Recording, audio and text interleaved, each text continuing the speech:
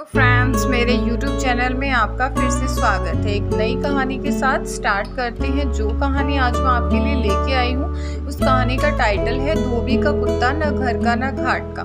ना तो बिना टाइम वेस्ट किए स्टार्ट करते हैं। एक बार कक्षा 10 की हिंदी शिक्षिका अपने छात्र को मुहावरे सिखा रही थी। तभी कक्षा एक मुहावरे पर आ पहुंची, जो था धोबी का कुत्ता, न घर का न घाट का। इसका अर्थ किसी भी छात्र को समझ नहीं आ रहा था, इसलिए अपने छात्र को और अच्छी तरह से समझाने के लिए शिक्षिका ने अपने छात्र को एक कहानी के रूप में उदाहरण देना उचित समझा। उन्होंने अपने छात्र को कहानी कहना शुरू किया। कई साल पहले सज्जनपुर नामक नगर में राजू नाम का लड़का रहता था। वह एक बहुत ही अच्छा क्रिकेटर था। वह इतना अच्छा खिलाड़ी था कि उसमें भारतीय क्रिकेट टीम में होने की क्षमता थी। वह क्रिकेट तो खेलता, पर उसे दूसरों के कामों में दखल अंदाजी करना बहुत पसंद था। उसका मन दृढ़ नहीं था।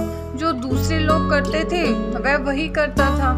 यह देखकर उसकी माँ ने उसे समझाने की भी बहुत कोशिश की कि यह आदत उसे जीवन में कितनी भारी पड़ सकती है, पर वह नहीं समझा। समय बीतता गया और उसका अपने काम के बजाय दूसरों के काम में दखल अंदाजी करने की आदत ज्यादा हो गई।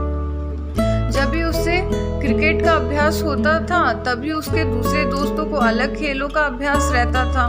उसका मन चंचल होने के कारण वह क्रिकेट के अभ्यास के लिए नहीं जाता था, बल्कि दूसरे दोस्तों के साथ अन्य अलग अलग खेल खेलने जाता था। उसकी यह आदत उसका आगे बहुत ही भारी पड़ रही थी। कुछ ही दिनों के बाद नगर में ऐलान किया गया, नगर में सभी खेलों के लिए एक चयन होगा, जिसमें जो भी चुना जाएगा उसे भारत के राष्ट्रीय दल में खेलने को मिल सकता है। सभी यह सुनकर बहुत ही खुश हुए और वही दिन से सभी अपने खेल में चुनने के लिए जी जान से मेहनत करने लगे। सभी के पास सिर्फ 2 दिन थे।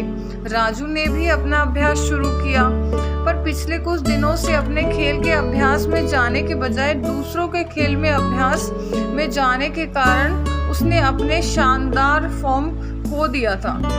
2 दिन के बाद चयन का समय आया।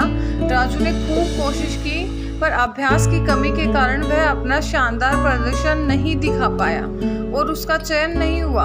वह दूसरे खेलों में भी चयन न हुआ, क्योंकि वे सब खेल उसे सिर्फ थोड़ा आते थे और किसी भी खेल में वह माहिर नहीं था, जिसके कारण वह कोई भी खेल में चयन नहीं हुआ। और उसके जो सभी दूसरे दोस्त थे उनका कोई ना कोई खेल में चयन हो गया, क्योंकि वे दिन रात मेहनत करते थे।